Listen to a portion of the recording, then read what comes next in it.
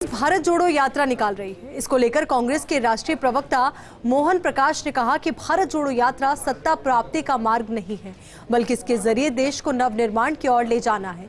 राहुल गांधी की पदयात्रा देश की एकता, सहिष्णुता और अखंडता के लिए है। प्रवक्ता मोहन प्रकाश से फर्स्ट इंडिया के पॉलिटिकल एडिटर योगेश शर्मा ने खास बातचीत की। कांग्रेस में राष्ट्रीय अध्यक्ष का निर्णय हुआ नहीं है। देश की सबसे पुरानी पार्टी अंतर्द्वंद से जूझ रही है। कई दिग्गज कांग्रेस छोड़कर जा रहे हैं। इसी बीच राहुल गांधी निकल पड़े हैं भारत जोड़ो पदयात्रा पर।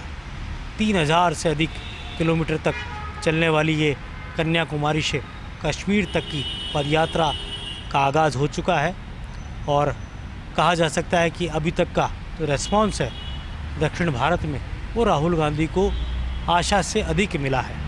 हमारे साथ है कांग्रेस के राष्ट्रीय प्रवक्ता, कांग्रेस के थिंक टैंक जनरल सेक्रेटरी रह चुके, CWC के सदस्य रह चुके और ये कहा जा सकता है कि समय समय पर कांग्रेस आला कमान से मांगने पर सुझाव और सलाह देने का भी काम करते हैं। मोहन प्रकाश जी हमारे साथ है।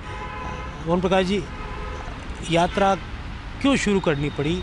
राहुल गांधी या कांग्रेस पार्टी को क्या ज़रूरत पड़ी कि भारत जोड़ो यात्रा का शुरू की जाए, पदयात्रा की जाए? यहाँ तक मुझे ध्यान है कि समाजवादी नेता चंद्रशेखर के बाद राहुल गांधी देश के ऐसे पहले राजनेता हैं जो इस तरह की यात्रा कर रहे हैं। देखिए, ये जो भारत जोड़ो यात्रा है कांग्रेस पार्टी कर रही है, लेकिन ये राष्ट्रीय यात्रा है। क्योंकि महात्मा गांधी भी जब ऐसा होता था कि सवालों के जवाब नहीं होते थे, हुकूमत की में सुनवाई नहीं होती थी, तो मासेस में चले जाते थे। इस समय ये मुल्क इतनी गंभीर चुनौतियों से गुजर रहा है कि इसकी कल्पना नहीं हो सकती। जो मुख्य कारण है कि जो आज़ादी के जो मूल्य थे, स्वतंत्रता आंदोलन के जो हमारे मूल्य थे, उनके विपरीत इस मुल्क को चलाने का काम हो रहा है। जैसे आप ये देखिए कि महंगाई चरम सीमा पर है, लेकिन सरकार कहती है कहाँ महंगाई है। बेरोज़गारी 40 साल में सबसे ज़्यादा है और नए नौजवानों को रोज़गार मिलना तो छोड़ दीजिए, जो लोग नौकरी पर लगे हुए हैं उनके भी 40-40 लाख लोगों की नौकरियां जा रही हैं। अब सवाल ये उठता है कि ऐसे में अगर कहीं जनता कोई प्रतिक्रिया करती है तो उनके सारे नागरिक अधिकारों के विपरीत सरकार उनको कुचलने का काम करती है या बदनाम करने का काम करती है। यहाँ तक कि अब जो सुप्रीम कोर्ट के जज थे मिस्टर कृष्णन, उन्होंने कहा कि अब अगर मैं विरोध में बोलूँगा तो मुझे नहीं मालूम कि मेरे घर के में कब छापा पड़ जाएगा या मुझे किस केस में फंसा दिया जाएगा। तो जो न्याय देने वाली संस्था हैं, उनके रिटायर जो माननीय जज हैं, वो अगर ऐसा कह रहे हैं तो आम आदमी का क्या है? अच्छा, उसके अलावा अगर महंगाई हमारे समय में भी होती थी, लेकिन सरकार इंटरवीन करती थी, 2 महीने में 3 महीने में दखल देती थी, उपाय करती थी। लेकिन क्या एक भी उपाय लग रहा है कि जिसमें महंगाई कम हो रही?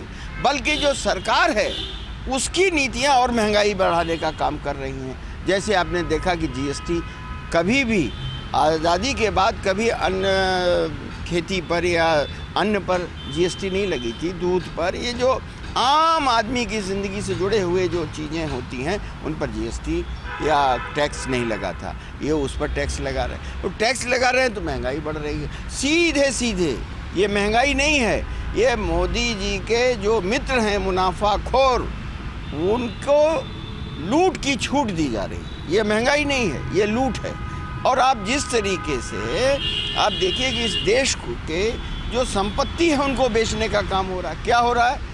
पैसा बैंक का, बैंक में पैसा किसका? आम जनता का। और मोदी जी के मित्र एक पर एक संपत्ति खरीदते चले जा रहे हैं। कमाल है साहब, दुनिया में कहीं ऐसा नहीं होता। पैसा सरकार का, जनता का, और संपत्ति सरकार की, जनता की, और उसको उसका मालिकाना हक मिल रहा है मोदी जी के मित्र अडानी को। अब आप समझ सकते हैं इससे कि, और एक नहीं है, आकाश बेच दे रहे हैं, जमीन बेच रहे हैं, कोयले के लिए पाताल बेच रहे हैं, रेल बेच रहे हैं, और कोई तो सीमा होगी। और जो हमारे कारखाने हैं जो मुनाफे में हैं, आज उनको बेचने का काम हो रहा है। तो कल नौजवान हमारा क्या करेगा? ये देश फिर कहाँ खड़ा होगा? ये चिंता का विषय नहीं है। और इन सवालों को जब आप संसद में उठाएंगे तो वहाँ पर कोई जवाब नहीं है, ना आपको उठाने का मौका है। सड़क पर उठाएंगे तो दमन चक्र तो होगा ही होगा, और उसके अलावा आपको बदनाम करने का काम किया जाएगा। तो जो सारी चीज़ें इस तरीके से हैं। अब मैं अडानी जी का मैंने जिक्र किया। जब 14 में अडानी प्राइम मिनिस्टर बने श्री मोदी जी, तो दुनिया के पूंजीपतियों में अडानी जी का नंबर 208 था, आज तीसरा नंबर है। क्या सरकार के लिए सोचने का विषय नहीं है? भारत जोड़ो की बात करें तो ऐसा कहा जाता है एक संवाद, आम लोगों से मिलना, उनको जानना, ये सब बातें तो कांग्रेस उठा रही है, महंगाई, लेकिन एक राहुल गांधी देश को जानना चाह रहे हैं। नहीं, सही है, क्योंकि सवाल यह है कि इतनी ज़्यादा चुनौतियों के बाद लोगों के बीच में जाकर हल वहाँ निकलता है, क्योंकि लोगों के द्वारा ही लोकतंत्र चलता है। और आज जो आप देख रहे हैं, जो राहुल गांधी जी का ये निर्णय था भारत जोड़ो यात्रा का, आप इसमें देखिए 3-3, 4-4 किलोमीटर, हालांकि आज दूसरा दिन है, लेकिन 3-3, 4-4 किलोमीटर तक लोग चल रहे हैं। और खाली ये पैदल नहीं चल रहे हैं राहुल गांधी जी, जगह जगह जो सोसाइटी के, जो सिविल सोसाइटी के लोग हैं, प्रबुद्ध लोग हैं, या जिसको कहते हैं विशेषज्ञ लोग हैं, इनके बीच में बैठ के बातचीत कर रहे हैं। समाज के जो गरीब तबके हैं, किसान हों, दलित हों, या अन्य वर्गों के लोग हैं, विद्यार्थी हैं, महिलाएं हैं, इन सारे लोगों के साथ बीच में वो चर्चा करते हुए चल रहे हैं। मोहन प्रकाश जी, एक तरफ गुलाम नबी आज़ाद पार्टी छोड़ देते हैं, एक तरफ गुजरात के कई नेताओं की लाइन लग रही है पार्टी छोड़ने पे, और विदेश के कई कोनों से ऐसी खबरें आती है कांग्रेस के दिग्गज नेता पार्टी छोड़ रहे हैं। ज्योतिरादित्य सिंधिया के बाद नितिन प्रसाद, RPN सिंह, अब गुलाम नबी आज़ाद। तो क्या इन सब के बीच में ये भी कहा जा रहा है कि बीजेपी आरोप लगा रही है कि ये तो कांग्रेस जोड़ो यात्रा है, न कि भारत जोड़ो? देखिए, सीधी सी बात है, देश बचाना है या अपने आप को बचाना है, बस यही अंतर है देश के अंदर। आज हम जो निकले हैं, ये देश बचाने के लिए निकले हैं। क्यों? कि हमारे पुरखों ने इस मुल्क की आज़ादी के लिए लड़ाई, कुर्बानी देकर आज की पीढ़ी को ये दिया है। और जो लोग थक गए हैं, या जो लोग अपने को बचाना चाहते हैं, वो रहे न रहे, ये लड़ाई बड़ी लंबी है। आपने देखा कि आज़ादी की लड़ाई कितनी लंबी चली थी। 10-10 साल जवाहरलाल नेहरू जी ने जेल काटी है, जो महात्मा गांधी ने क्या किया। तो जो रास्ता हमारा है कठिन है, लेकिन देश को बचाने का है, और ये देश बचेगा। ये जो तानाशाह से इस मुल्क को जो तानाशाही से चलाना चाहते, आप देखेंगे कि 24 आते आते ये मुल्क बचेगा, और इस मुल्क में फिर से जो इंसाफ है, इंसानियत है, इसकी हुकूमत यहाँ पर बनेगी। क्यों बताऊँ आपको कि आज जो है समाज को ये सरकार, ये जो भारतीय जनता पार्टी है या जो केंद्र की हुकूमत है, ये समाज को हिंसक बना रही है। समाज के अंदर इतनी ज़्यादा विषमताएं पैदा कर दे रहे हैं, नफ़रत पैदा कर दे रहे हैं, उसके चलते कि समाज के ऊपर आज खतरा है। तो ऐसे में जो लोग इस मुल्क को बचाना चाहते हैं, वो सारे लोग देखिएगा आप राहुल गांधी जी के कदम के साथ मिलते हुए आगे बढ़ेंगे। क्या लगता है 2024 की तैयारी है, इसके बीच में भी गुजरात का, हिमाचल का चुनाव होना है, लेकिन उसी दरमियान कांग्रेस पार्टी को अपना राष्ट्रीय अध्यक्ष भी चुनना है। आपके क्या विचार? देखिए, हमने आपको क्या कहा कि ये पार्टी केंद्रित नहीं है, ये देश केंद्रित है, मुल्क केंद्रित है, और वो मूल्य केंद्रित हैं जिन मूल्यों के लिए भारत की आज़ादी की लड़ाई लड़ी गई थी। और तत्कालिक अब आप देख रहे हैं किस तरीके से खरीद फरोख्त होती है, और निर्लज्जता के साथ हो रही है। चुनी हुई सरकारों को किस तरीके से खरीद के, चाहे भय दिखाकर, लोभ और भय का आधार इस देश की राजनीति को बनाने का काम श्री नरेंद्र मोदी और अमित शाह कर रहे हैं। और कांग्रेस पार्टी इस देश में लोभ और भय की राजनीति को ख़त्म करेगी और इसमें पूरे देश के लोगों को जोड़ने का काम हम करेंगे। डिमांड हो रही है राहुल गांधी को राष्ट्रीय अध्यक्ष को लेकर, राहुल गांधी खुद नहीं बनना चाहते। देखिए, महात्मा गांधी बने थे क्या? लेकिन मैं आपसे कहना चाहता हूँ, ये फैसला अभी आने वाले समय में होने वाला है, तो तब तक मैं समझता हूँ कि इस प्रश्न के उत्तर का इंतज़ार करना चाहिए। लेकिन राहुल गांधी जी अध्यक्ष रहें या न रहें, ये महत्वपूर्ण नहीं है। लेकिन कांग्रेस पार्टी जिन मूल्यों के लिए बनी थी, उन मूल्यों के वो सर्वमान्य नेता हैं और सर्वमान्य नेता उन मूल्यों के रहेंगे और ये देश को फिर से उन्हीं मूल्यों पर ले जाने। तो फिर क्या गैर गांधी के तौर पर अशोक गहलोत की स्वीकार्यता हो? देखिए, अशोक गहलोत जी मैं समझता हूं कि आज जो लोग हैं उनमें सबसे वरिष्ठतम लोगों में से हैं, लेकिन ये मेरे फैसले करने का विषय नहीं है। और मैं समझता हूं कि जो हमारी तमाम जो लीडरशिप है वो इस देश को किस तरह लीडरशिप देना है, उस हिसाब से आगे। नहीं, मोहन प्रकाश जी खुद क्या सोचते हैं, कौन अध्यक्ष होना चाहिए, राहुल गांधी या गैर गांधी? मेरे अध्यक्ष सोचने से कोई पार्टी का अध्यक्ष नहीं हो सकता। लेकिन सवाल ये है कि ये जो सवाल उठाया जा रहा है कि गांधी हो या गैर गांधी हो, अरे वो कांग्रेसी होगा न, वो गांधी होगा न गैर कांग्रेसी होगा, वो बीजेपी का आदमी तो नहीं ना होगा, कांग्रेस ही का आदमी कांग्रेस का अध्यक्ष होगा, और चाहे वो राहुल गांधी हो चाहे वो अन्य कोई वरिष्ठ कांग्रेसी हो। लेकिन गहलोत साहब कहते हैं कि अगर राहुल गांधी नहीं बनते हैं तो कांग्रेस पार्टी की कार्यकर्ता और किसी को स्वीकार नहीं करेंगे, और कई नेता आगे बढ़कर कहते हैं कि विघटन हो सकता है पार्टी का। तो ऐसे में एक बड़ा सवाल है। देखिए, राहुल गांधी जी सर्वमान्य नेता हैं, इसमें कोई दो राय नहीं, लेकिन जब सर्वमान्य है तो उनकी जो आज्ञा होगी वो सब लोग मानेंगे।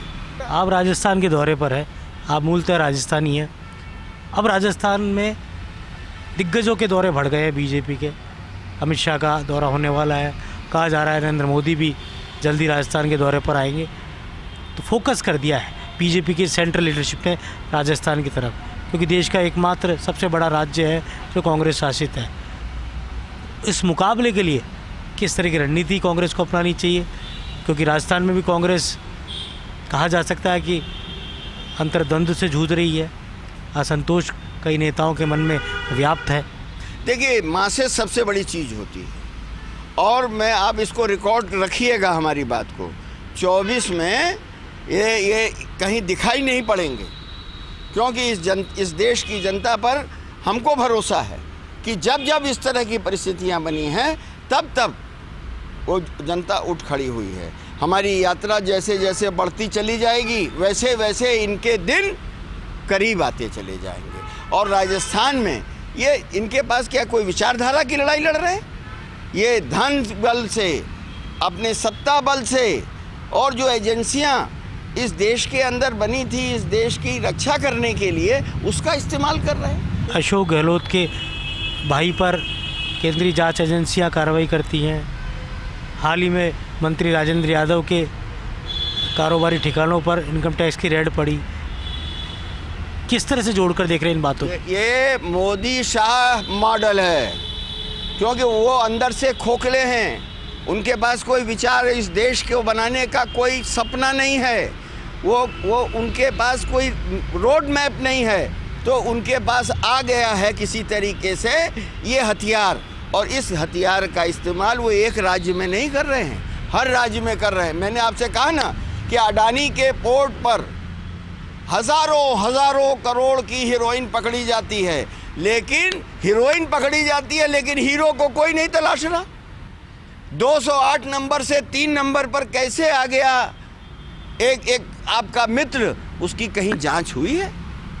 तो ये तो एक तरफा लोगों को फंसाना। अरे भाई, कोई उद्योग कर रहा है तो अगर उसने टैक्स नहीं दिया है तो उससे आप टैक्स लो, ठीक है, लेकिन अगर आप बदले की भावना से, राजनीतिक लाभ लेने की भावना से, सरकार को गिराने की भावना से कर रहे हैं, तो ये राजनीतिक सोचिता इस बात की इजाज़त नहीं देती है। लेकिन लगातार इनकी तो ताकत ही ये है, इनकी ताकत जनता नहीं है।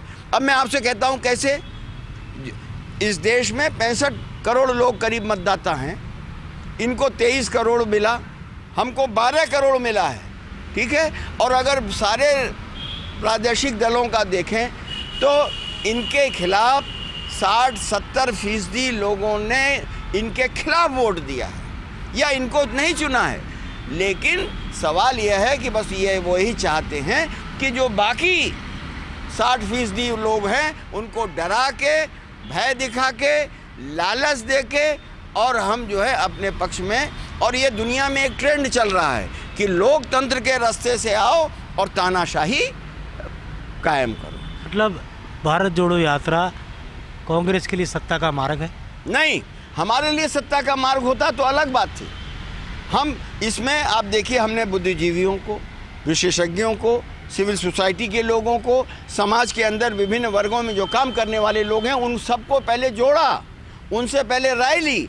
और आज भी यात्रा में हम जो अपने आप को किनारे पर महसूस कर रहे हैं, यानी अगर आप एक विशेषज्ञ है और एक किसान है, क्या वो देश के बारे में वो कुछ नहीं कह सकता? इसीलिए राहुल गांधी जी प्रतिदिन जगह जगह इस तरह के लोगों के साथ विचार विमर्श कर रहे हैं, उनकी भागीदारी इसमें कर रहे हैं और भागीदारी करने के साथ साथ उनको इस देश के निर्माण में किस तरह उनका सहयोग हो सकता है, योगदान हो सकता है, उसके लिए काम कर रहे हैं। गुजरात हिमाचल के चुनाव को लेकर क्या कहेंगे? सामने है चुनाव, कांग्रेस को कोई उम्मीद? देखिए, कांग्रेस पार्टी हर चुनाव को उतने ही महत्वपूर्ण तरीके से लड़ती है और जो जमहूरियत का जो फैसला होता है उसको मानती है। लेकिन हमारी उम्मीद है कि हम दोनों जगह बहुत अच्छा करेंगे और सरकार भी बनाएंगे। हिंदुत्व का जो मॉडल है भारतीय जनता पार्टी इस पर चलती है और जिसका अभी तक कांग्रेस के पास तोड़ नहीं है, कैसे मुकाबला करेंगे? देखिए, जनता के सामने रोज़गार ज़रूरी है, महंगाई ज़रूरी है, तड़प रहे हैं बच्चे, लोग स्कूलों से निकाल के ऐसी जगह दे रहे हैं जहां अफोर्ड कर सकें, हैं। तो ऐसी स्थिति में उन्हीं को तो आज जगाना है, एकजुट करना है कि वो उनमें जो हताशा है, जो उनमें निराशा है, जो लाचारी है, उसको दूर करेंगे तो वही जनता खड़े होके और उनको नकारने का काम करेगी। मोहन प्रकाश जी से बात हुई और भारत जोड़ो यात्रा राहुल गांधी की सत्ता का मार्ग नहीं है, बल्कि देश के लोगों को और राष्ट्र के निर्माण में कांग्रेस की भूमिका को आगे बढ़ाने का मार्ग है। और ये जो मार्ग है ये कांग्रेस के अंदर नई जान फूंकने का काम करेगा। कैमरा जर्नलिस्ट घनश्याम के साथ योगेश शर्मा, फर्स्ट इंडिया, जयपुर। यहाँ